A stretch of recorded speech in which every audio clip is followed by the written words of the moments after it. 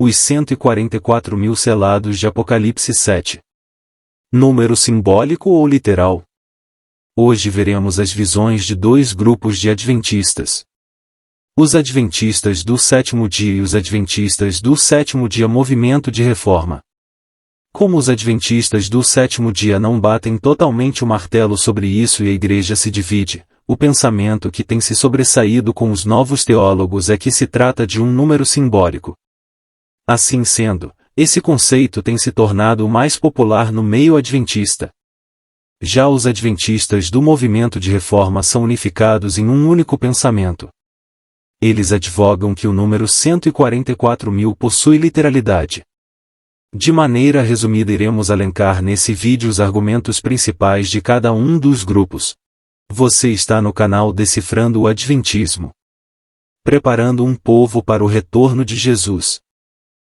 Um dos teólogos muito conhecido no meio adventista e também evangélico é o arqueólogo Rodrigo Silva.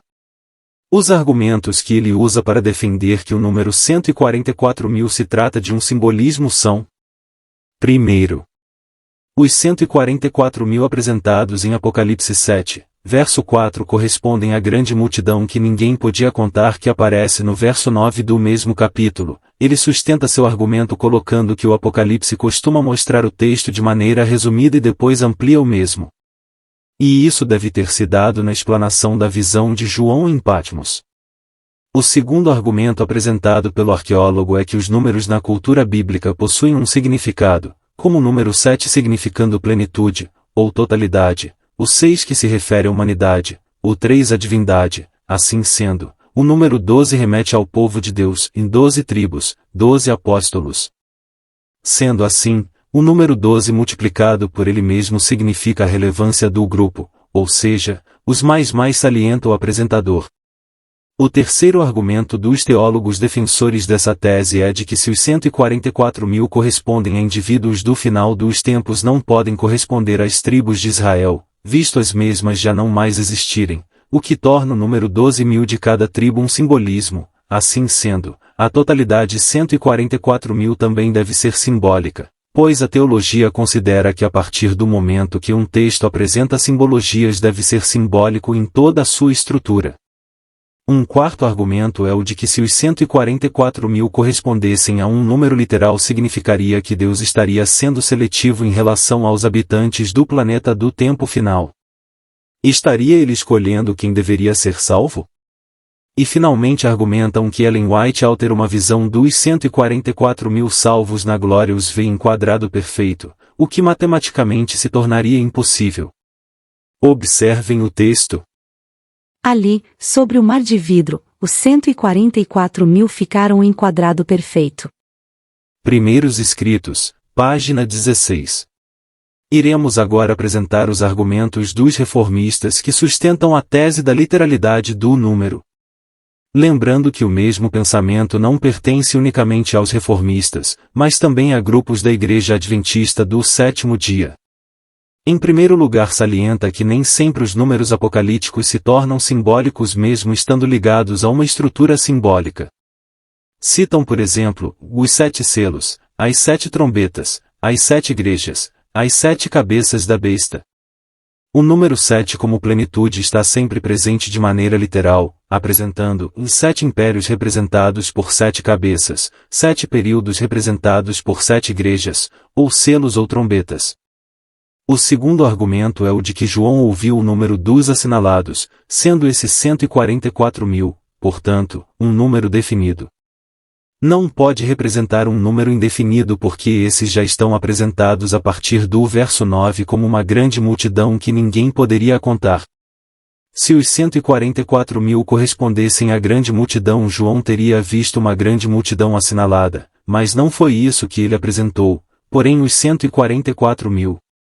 Assim sendo, a partir do verso 9 João vê a grande multidão diante do trono e juntamente com ela os 144.000, pois em determinado momento um dos anciões pergunta quem seria aquele determinado grupo que ali estava diante do trono com características específicas e João os reconhece como os que vieram de grande tribulação, ou seja, os 144.000.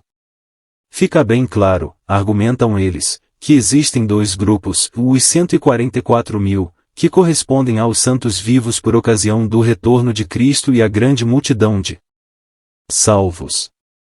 Citam o espírito de profecia endossando essa tese. Logo ouvimos a voz de Deus, semelhante a muitas águas, a qual nos anunciou o dia e a hora da vinda de Jesus.